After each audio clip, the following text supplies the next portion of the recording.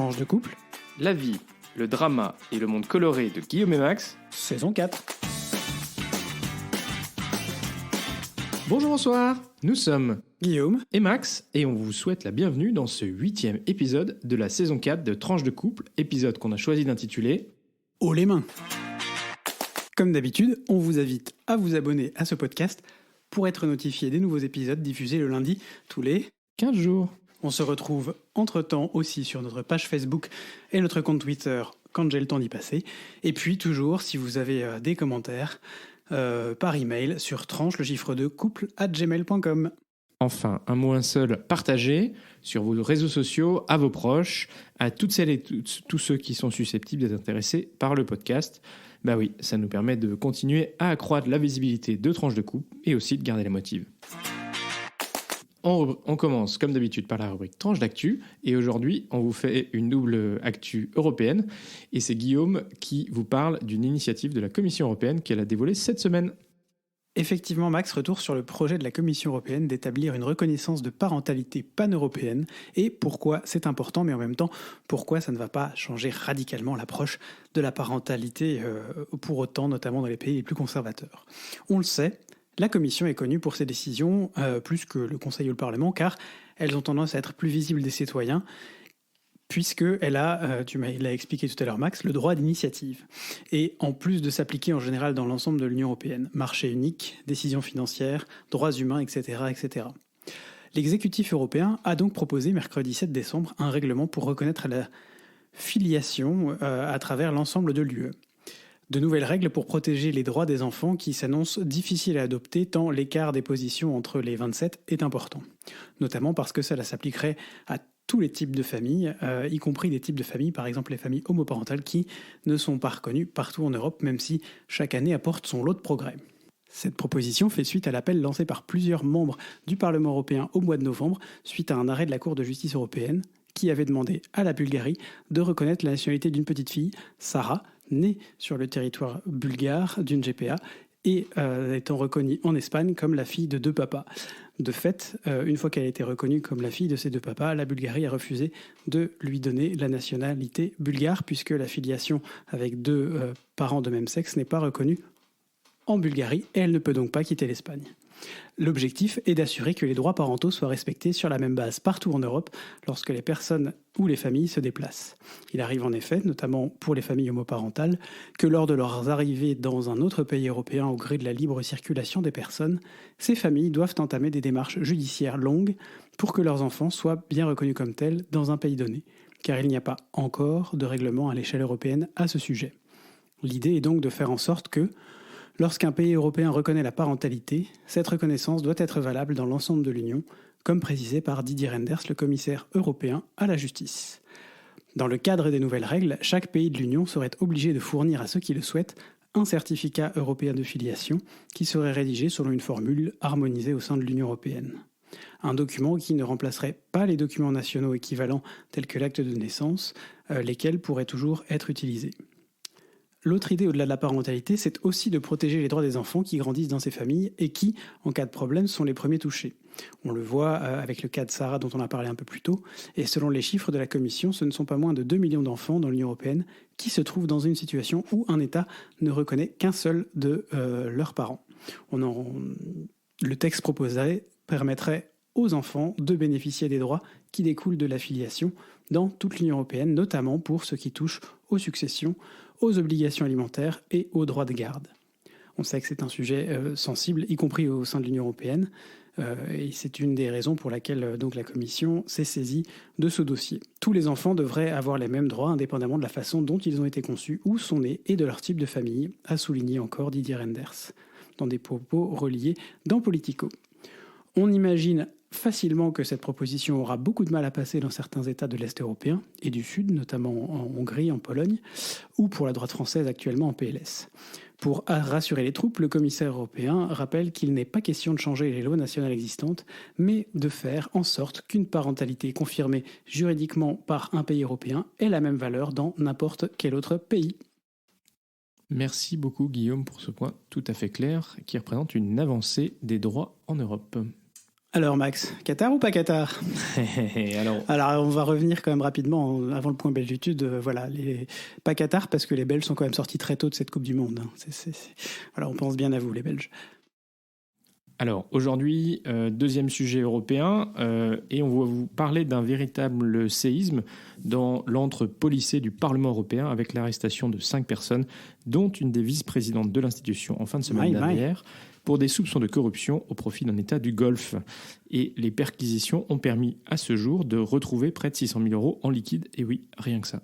Mais qui garde 600 000 euros en liquide chez lui, quoi? C'est pas, ou chez elle, c'est pas possible. Au total, des sacs de billets, visiblement. Mon Dieu. Alors, sortez le popcorn, on vous raconte tout. Ouais, et sorti la Budweiser aussi.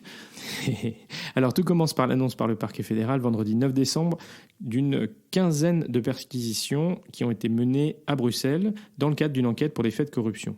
L'enquête de l'Office central pour la corruption de la police fédérale belge a en fait démarré quelques mois plus tôt, à l'été, et porte sur des faits présumés d'organisation criminelle, de corruption et de blanchiment orchestrés par un pays du Golfe, présumément le Qatar, dans l'objectif d'influencer les décisions économiques et politiques du Parlement européen.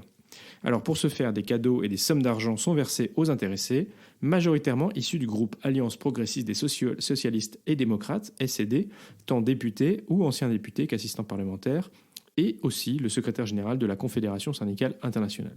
Oui. Mais pourquoi le Qatar aurait-il agi de la sorte, me direz-vous ? Probablement en premier lieu pour défendre son image et sa Coupe du Monde de football, très décriée, et aussi face aux critiques sur la situation des droits de l'homme et les conditions des travaux de travail des migrants qui sont venus préparer les infrastructures du pays, mais aussi certainement pour peser sur les orientations politiques de l'Union. On a pu récemment en voir un effet concret autour du vote de la résolution du Parlement européen sur le Qatar à l'occasion de la Coupe du Monde à la fin du mois de novembre. Alors au départ, le groupe socialiste et démocrate s'est carrément opposé au principe d'une résolution, voulant simplement un débat. Et ils étaient un peu tout seuls, à l'exception de l'extrême droite, mais tous les autres groupes du Parlement européen y étaient favorables. Alors quand finalement le projet de résolution a été entériné, eh bien, les députés du groupe socialiste et démocrate ont tout fait pour adoucir le texte en s'opposant aux amendements les plus durs et en proposant des choses plus simples. Par exemple, la majorité du groupe a voté contre un amendement qui condamnait le non-respect par le Qatar de sa responsabilité première de protéger les droits de l'homme et les droits des travailleurs migrants sur son territoire dans le contexte de la préparation de la Coupe du Monde. Et la demande d'enquêter sur la mort de milliers de travailleurs migrants, on en avait parlé.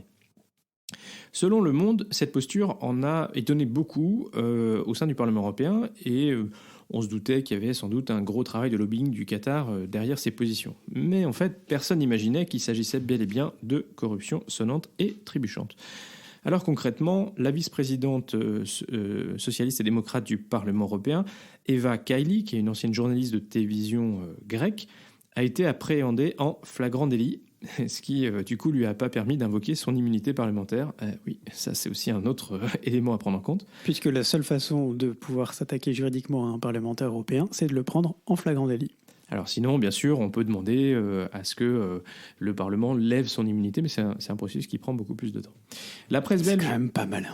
La presse belge indique que la police aurait trouvé à son domicile des sacs d'argent liquide. Je vous en parlais au début. Alors, elle avait notamment vanté à la tribune du Parlement européen la transformation réussie du Qatar grâce à la Coupe du Monde et le caractère précurseur du pays en matière de droit du travail. C'est quand même, ça fait sourire. Alors, parmi les autres personnes interpellées, son compagnon, assistant parlementaire d'un autre député européen, italien celui-là, qui avait auparavant travaillé pour un député européen lors de la précédente mandature, Piers Antonio Panzeri, qui lui aussi a été interpellé. Alors, ce monsieur Panzeri, c'était un eurodéputé très influent et très écouté, notamment sur les droits humains, et il a notamment présidé la sous-commission des droits de l'homme durant son mandat. Et il s'est félicité lui aussi que le Qatar soit devenu une sorte de référence en matière des droits humains, ce qui est quand même assez étonnant comme position. Alors l'autre personne interpellée était une personne influente des milieux syndicaux européens, Luca Vicentini, élu en novembre secrétaire général de la Confédération syndicale internationale. affaire à suivre. Ça n'est peut-être que la partie émergée de l'iceberg, mais on est sûr en tout cas que le Parlement européen est l'objet d'opérations d'influence. Ça en est une... Alors même qu'on vous disait dans le podcast précédent que parfois le rôle du Parlement européen est parfois un peu surévalué aux yeux du travail de certains eurodéputés, il y en a qui manifestement se battent quand même pour que leurs convictions et leur salon se remplissent de sacs de billets. Exactement. Il faut voir que quand même les déclarations et les résolutions politiques du Parlement européen, elles ont quand même une portée assez importante. Donc ça c'est une chose. Et puis aussi, comme on l'a dit, le Parlement européen, il est co-législateur donc avec le Conseil. Et donc en réalité, il peut s'opposer ou amender dans le cadre des trilogues les propositions de la Commission et du Conseil. Voilà. Alors, au Parlement européen, bien sûr, c'est la consternation. Le groupe socialiste et démocrate a lui-même appelé à une enquête approfondie, à une divulgation complète des faits, soutenant une tolérance zéro à l'égard de la corruption et affichant sa totale coopération avec la justice. Ils ont même été jusqu'à demander la suspension des travaux sur tous les dossiers et votes concernant les États du Golfe. Bon. Bien sûr. C'est comment on dit ? Crédible. Oui, non, c'est surtout, ça tombe bien, quoi, finalement. Bref, merci Max pour cette petite information. On n'était pas sûr qu'on allait vous en faire une grosse brève à part entière, et puis finalement, on a tiré le fil, finalement. Il commence à y avoir suffisamment d'informations pour en parler. Ensuite, on enchaîne sur la rubrique Belgitude. Et Guillaume, c'est parti, comme d'habitude. Mais oui, absolument. Aujourd'hui, c'est une rubrique Belgitude qui nous amène en Flandre. Alors, elle nous amène 2 fois. On n'a même pas une, mais 2 rubriques Belgitude. C'est Noël. On est généreux. On va commencer avec une histoire typiquement belge. Incroyable. C'est incre. C'est ça, c'est incre. La semaine dernière, samedi soir, une folle course-poursuite a eu lieu après qu'un véhicule ait percuté un camion stationné à Anvers, raconte le quotidien flamand Hot Nieuwsblad. Le conducteur qui était rentré dans le camion tentait de fuir la police après avoir refusé de s'arrêter lors d'un banal contrôle de routine. Cet accident a ensuite donc forcé le conducteur à poursuivre sa course à pied pour semer les policiers et il sera interpellé tout de même un peu plus tard. Mais ce qui est cocasse, c'est qu'au même moment, les 4 autres personnes également présentes dans la voiture ont tenté de prendre la fuite, sauf une. Donc déjà, si vous faites le calcul, vous êtes sur 6 personnes dans la voiture. Une des personnes est restée derrière, la mère du conducteur. Elle est restée dans les parages, elle n'a pas tenté de fuir la voiture. Mais pourquoi ? Eh bien, tout simplement parce qu'elle avait fait une commande de frites un peu plus tôt et qu'elle voulait pouvoir aller récupérer le paquet de frites acheté. Et elle a été naturellement arrêtée, en allant récupérer son paquet de frites un peu plus tard. Bolette. Voilà, ça c'était la première l'histoire belge de notre rubrique Belgitude. La deuxième, c'est une chanson flamande qui fait un carton en Ukraine cet hiver. Alors pourquoi c'est une chanson qui s'appelle Goeiemorgen Morgen, bonjour aujourd'hui en somme en français. C'est une chanson qui date de 1971-1971 et qui est devenue un hit, notamment sur TikTok et sur les réseaux sociaux en Ukraine. Pourquoi ? Mais pourquoi ? Parce que dans Goeiemorgen, donc il y a Goeie, ce qui veut dire bon matin, Morgen. bonjour, et puis Morgen matin. Et Goeie en ukrainien, Roy, c'est une insulte populaire qui veut dire un peu voilà, c'est une insulte qu'on ne va pas traduire, mais qui permet de montrer, qui sonne de la même façon que Goeiemorgen et qui permet aux Ukrainiens de montrer une forme de résistance, puisque même quand tout va mal, ils écoutent cette chanson et ils montrent. C'est une chanson qui est tout à fait joyeuse, on vous la postera sur les réseaux sociaux. Il montre que malgré, même s'il n'y a plus d'électricité, malgré les privations qu'il doit supporter à cause des attaques russes, il garde le moral, il garde la joie, une certaine joie de vivre comme ils peuvent, et il le montre via cette chanson qui leur permet aussi de faire passer un message finalement pas très fin, mais on s'en fout, je crois, à ce stade, à la Russie. Alors, Ah, le temps de Noël. On en a déjà parlé, mais à chaque fois, si vous réécoutez nos précédents podcasts de la période de Noël, vous savez que pour nous, c'est toujours un casse-tête. Alors là, il y a 2 semaines, on nous a parlé des cadeaux. Là, on pourrait parler des vacances et puis des Noëls en famille ou avec des amis. Eh oui, effectivement. Parce que pour nous, dans nos familles, Noël, c'est toujours un moment important. En famille. En famille. Et donc, forcément, quand on est deux et qu'on ne veut pas se séparer, aller chacun dans sa famille, du coup, il faut s'organiser un petit peu. Bah oui, parce que chez nous, je sais pas si on vous l'a déjà dit, mais on a organisé un schéma tout à fait inédit pour savoir dans quelle année on va dans quelle famille pour les jours le 24 et le 25. Bon, c'est classique quand même, hein, inédit. Dans ma famille, c'était inédit, pardon, je précise. Mais t'es l'aîné, donc c'est normal. Voilà. Et un schéma qui, du coup, chez Max, ça s'est mis en place d'abord avec un premier mariage, puis avec un second mariage, puis avec un troisième. Mais en gros, quand on débarque derrière, on récupère, quoi. Oui, mais il faut aussi dire que finalement, chez nous, il y avait déjà cette mise en place d'une année sur deux. Dans ma famille, ça existait déjà. Ça s'est fait plutôt facilement. Avec mes parents, on allait une fois dans leur famille, une fois dans l'autre. Ça permet de ménager les esprits, n'est-ce pas, et les sensibilités de tout le monde.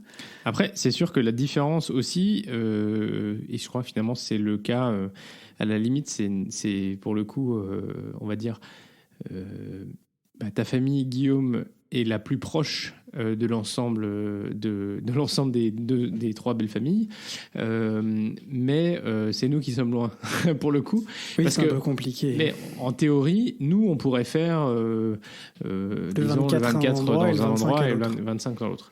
Mais comme mes frères et sœurs, leur belle famille est loin, du coup, en gros, le 24 et le 25, on les passe au même endroit.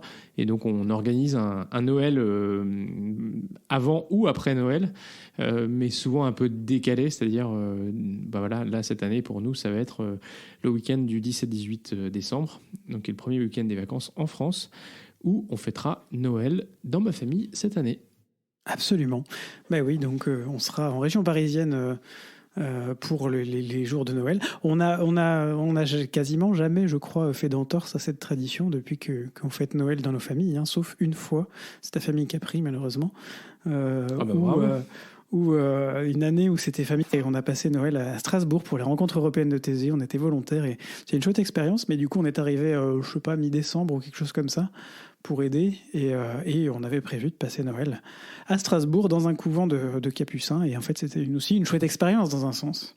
Ça permet de vous raconter un peu aussi nos Noëls un peu particuliers, nos expériences un peu sympas et un peu hors du temps, un peu différentes.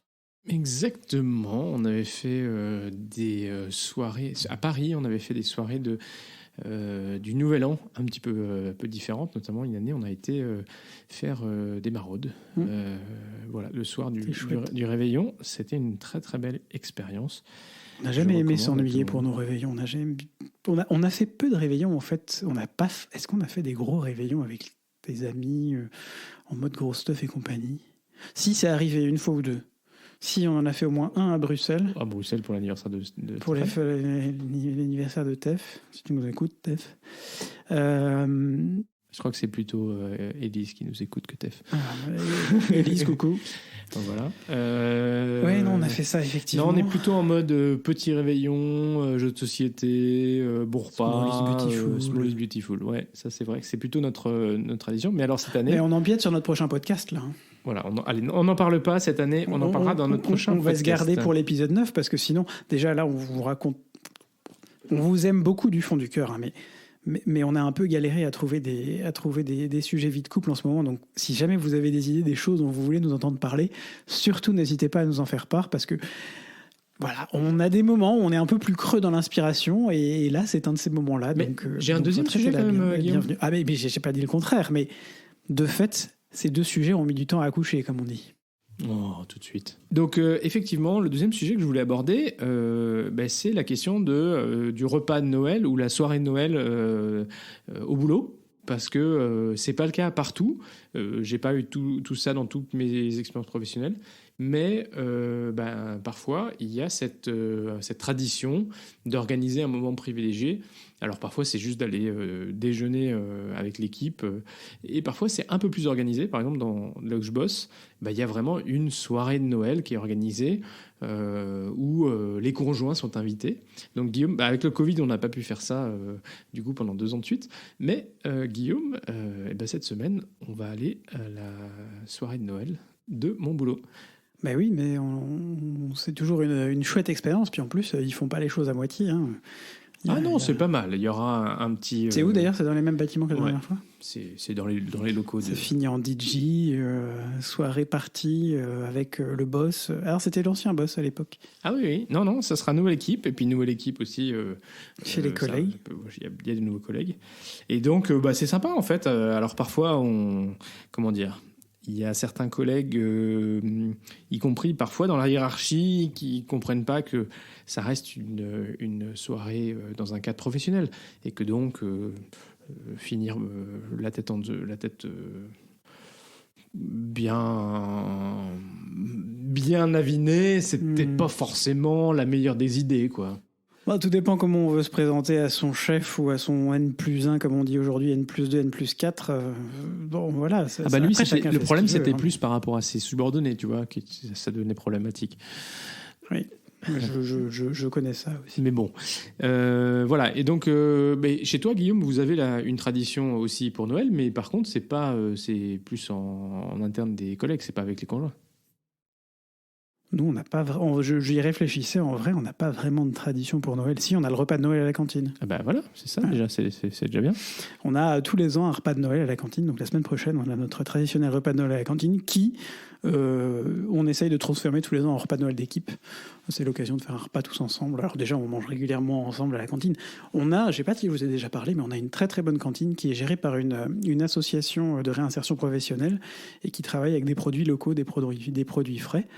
Et en fait, c'est la première fois de ma vie que, je crois, on a une cantine avec des produits... on mange aussi bien à la cantine pour des tarifs, somme toute modiques. Hein, un plat végétarien, le jour du végé pour tout le monde, c'est 6 €. Le reste de la semaine, c'est 7 € ou 8 € pour le plat avec viande ou poisson.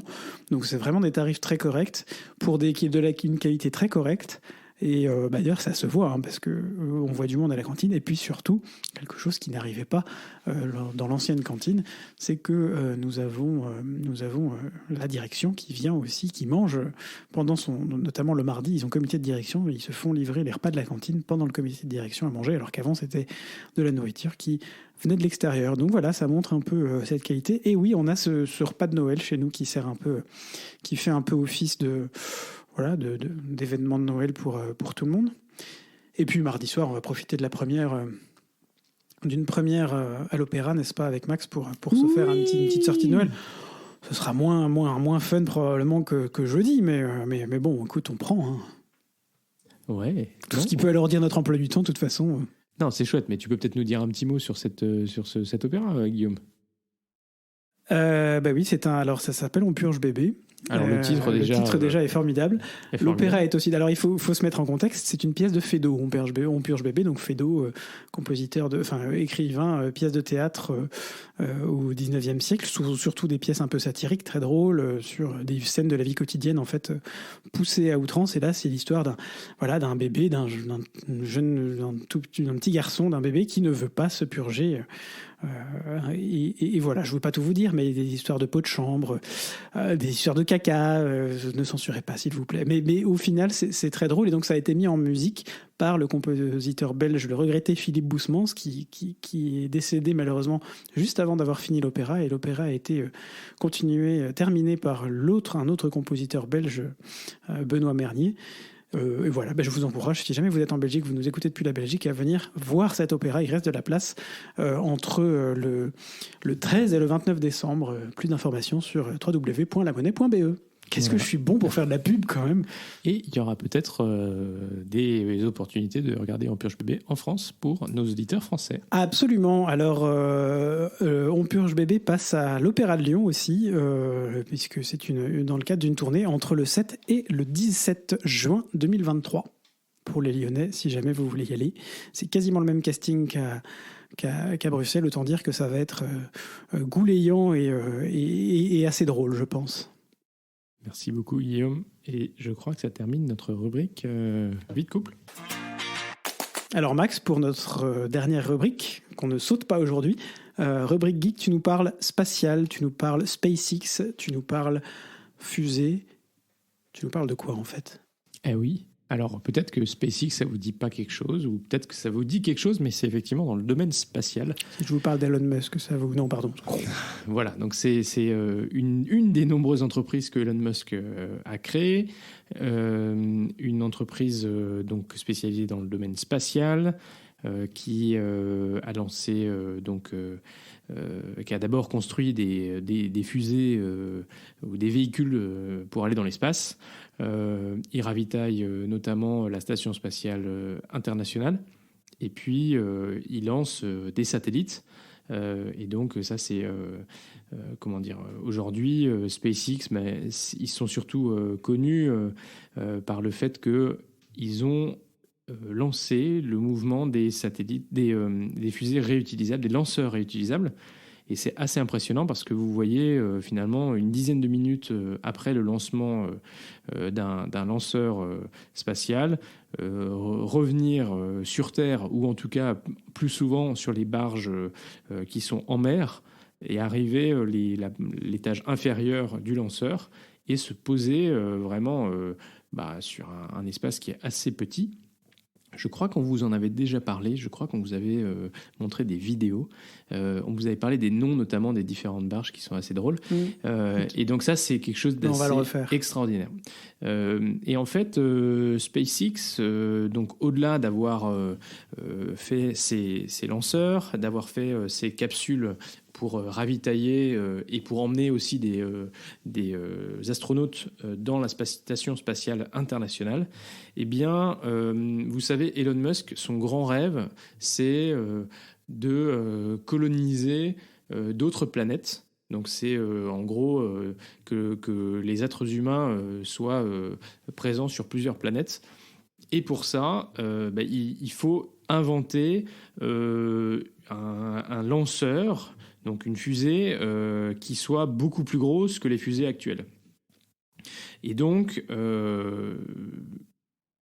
parce que les lanceurs Falcon 9 de SpaceX sont vraiment, sont pas assez grosses en fait, si on veut aller loin et transporter en fait beaucoup de choses, parce que quand on va coloniser une planète, que ce soit la Lune ou que ce soit Mars, il va falloir en fait tout emmener. Et donc ils ont aujourd'hui quand même acquis une grande compétence. Et surtout, le fait d'utiliser des lanceurs réutilisables, ça leur a permis de diminuer énormément les coûts. Et donc aujourd'hui, ils arrivent à être extrêmement compétitifs et à gagner énormément de contrats, donc pour la NASA, pour des entreprises privées, mais aussi pour le Pentagone. Ils mettent en orbite des satellites, y compris d'ailleurs leurs propres satellites. Et donc vous avez peut-être entendu parler des satellites Starlink qui, notamment dans le cadre de la guerre en Ukraine, ont été utilisés pour apporter de Internet, une liaison de données par satellite, qui a réussi d'ailleurs à résister aux attaques cyber de la Russie. Alors, pourquoi est-ce que je vous parle de SpaceX aujourd'hui ? Eh bien, c'est parce que cette nouvelle fusée, qui est énorme, qui a été conçu par SpaceX, qui s'appelle le Starship, donc le vaisseau étoile, le vaisseau amiral peut-être, on dirait en français, va être bientôt avoir son vol inaugural. Et les dimensions sont massives, et l'idée c'est là aussi que ce lanceur il puisse être réutilisable, ce qui est absolument fou, hein. Il faut bien voir que les concurrents de SpaceX, eux, c'était des fusées à des centaines de millions de dollars et pas réutilisables, hein. Et donc aujourd'hui, justement, tous ces concurrents, qu'ils soient américains mais aussi européens, ils regardent un peu d'un mauvais œil le fait que SpaceX va bientôt arriver à faire ce vol inaugural de ce lanceur énorme, parce que en fait les autres sont complètement à la ramasse, et là on voit bien que SpaceX prend une avance redoutable. avec ce lanceur. Et les concurrents américains, les partenaires traditionnels de la NASA, donc Boeing, Lockheed Martin, Northrop Grumman, ont développé un lanceur, le Space Launch System, le SLS, qui est un lanceur énorme qui permet justement d'envoyer dans l'espace des très gros satellites. Mais il a fallu plusieurs dizaines de milliards de dollars pour le développer, plus de 2 milliards par lancement, donc je disais des centaines de millions de dollars, non, là on est sur 2 milliards par lancement, et en plus il n'est pas réutilisable. Et donc, quand SpaceX va pouvoir faire voler régulièrement, parce que du coup, forcément, si vous n'avez pas à reconstruire un nouveau lanceur à chaque vol, parce que votre lanceur, en tout cas l'étage, le premier étage, revient sur Terre, ben en fait, vous pouvez relancer très très vite. Et donc, vous avez des cadences de lancement. Et surtout, vous n'avez pas besoin de repayer un nouveau lanceur, donc ça vous coûte beaucoup moins cher de faire voler vos vols. Et en plus, donc le SLS, ben, il va voler beaucoup moins souvent parce qu'à chaque fois, il va falloir redévelopper, refaire des modèles qui sont quasiment uniques. Et donc, il y a eu un premier vol, mais le deuxième, ça sera pas avant 2024. Donc aujourd'hui, il est clair que SpaceX continue de prendre une avance énorme, et du côté aussi des concurrents européens, c'est vraiment, Arianespace était jusqu'ici vraiment en position quand même de leader pour les lancements institutionnels et des privés. Arianespace avec sa fusée Ariane 5, c'est vraiment la fiabilité. Et donc on savait que quand on prenait parce qu'il faut bien voir un créneau de lancement. Voilà, il faut bien voir que la difficulté, c'est que c'est quand même une prouesse technologique énorme de lancer des satellites dans l'espace. Ça coûte très très cher de développer un satellite, et donc si jamais il y a un problème, que la fusée se crache, ce qui peut arriver, vous perdez en fait énormément d'argent, énormément de temps. Et donc l'avantage de Ariane 5, c'était que c'était très fiable. Après, il y avait un nombre limité de créneaux de lancement par an. Et puis surtout, on voit bien aussi, Ariane, c'est une assez grosse fusée. Et donc, c'était bien pour lancer les plus gros satellites. Mais par contre, on ne pouvait peut-être pas en lancer... c'était peut-être plus difficile de lancer des plus petits satellites parce que ça coûtait très cher en fait d'utiliser Ariane 5. Et donc, ils ont lancé un nouveau programme qui s'appelle Ariane 6, mais qui n'est toujours pas réutilisable. Donc là, à nouveau, c'est quand même, ça va être terrible. Donc l'idée, c'est d'arriver progressivement au réutilisable, mais on voit bien, SpaceX a un peu disrupté quand c'est pas les conçu technologies. de base pour ça, c'est compliqué. Et donc aujourd'hui, on voit ce qu'on appelle en France le New Space, aux États-Unis, dans le monde entier, le New Space, c'est des nouvelles startups qui lancent des microsatellites avec des micro-lanceurs, parce que du coup, ils arrivent en réfléchissant différemment à baisser les coûts.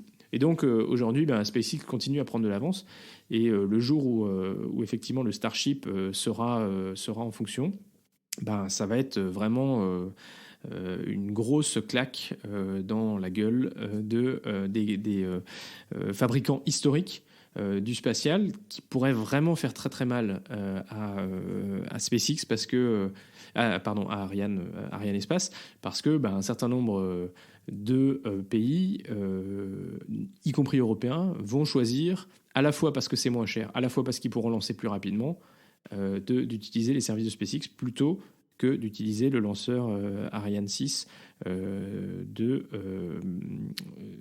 Arianespace. Voilà, donc c'était une petite brève sur le sujet pour vous ouvrir aussi les yeux sur des développements concurrentiels et technologiques importants qui arrivent dans le domaine spatial. Et puis on verra aussi que par exemple l'armée américaine, elle est en train de regarder avec SpaceX peut-être d'utiliser le spaceship pour aller déplacer très rapidement des troupes et du matériel à l'autre bout du monde. Et donc ça va aussi avoir un enjeu majeur pour d'autres utilités. Il va falloir agrandir le nombre de personnes que tu mets dedans aussi. Voilà. Alors, dans un premier temps, je crois qu'il y aura pas d'humains qui seront envoyés, mais ça c'est sûr qu'on va y arriver très vite. Surtout que l'objectif, c'est quand même de la colonisation. Mais bon, voilà, les prix de production, les prix de lancement, la réutilisation, ça va vraiment avoir un effet majeur dans le domaine du spatial qui était vraiment réservé aux happy few et surtout avec un coût énorme.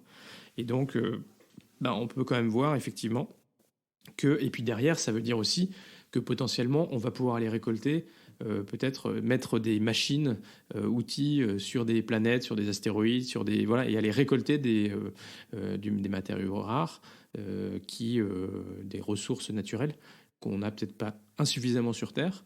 Donc, à partir du moment où on devient une échelle industrielle et qu'on arrive à envoyer plus que des satellites dans l'espace, ça va vraiment avoir un effet majeur. Donc, vous pouvez vous attendre à ce que le spatial devienne un nouveau domaine, y compris d'ailleurs de compétition entre les grandes nations.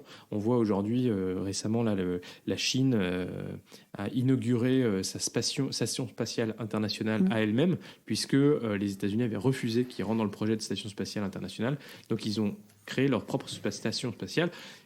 Rien ne dit que les Russes ne rejoindront pas la station spatiale chinois. Merci Max, c'est passionnant ça, toutes ces histoires d'espace. Mais on ne sait pas trop où on va, mais en tout cas on y va. Bon voilà, c'est déjà la fin de ce 8e épisode de notre saison 4. Déjà. On est très heureux de vous compter parmi nos auditeurs. Si vous êtes arrivé au bout de cet épisode, bravo, merci à nouveau. On ne peut que vous inviter à partager autour de vous cet épisode, à nous mettre un petit commentaire et une note sur la plateforme sur laquelle vous écoutez ce podcast.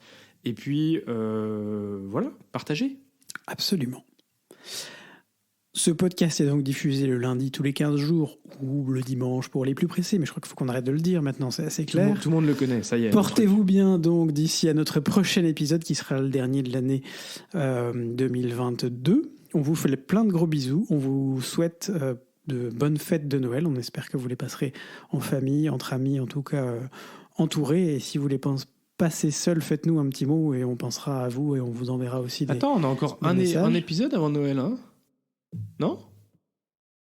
En fait, on a un épisode enregistré le 24 ou le 25 décembre. Ça va être intéressant. L'épisode de Noël. L'épisode de Noël.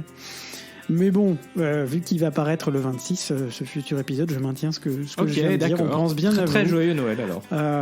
Et on vous embrasse. Et puis à très vite pour de nouvelles tranches colorées.